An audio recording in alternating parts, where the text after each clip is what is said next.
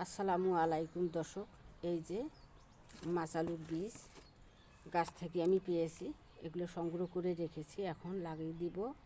লাগিয়ে দেওয়ার সময় আসছে। এই যে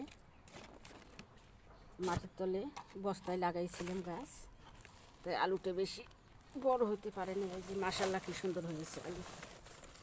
এই যে বস্তার ভিতরে, এই যে এরকম করে আপনারা শখের বাগান লাগিয়ে খেতে পারেন। মাশাআল্লাহ কি সুন্দর হয়েছে আলুটা, বড় হইতে পারে না, এই বস্তার মধ্যে ছিল। এই যে কি সুন্দর হয়েছে। এরকম যাদের স্বল্প জায়গা তারা মাশাআল্লাহ বস্তার মধ্যে আলু লাগিয়ে খেতে পারেন। এই যে আলুটা তুলে নিব না, রেখে দিব।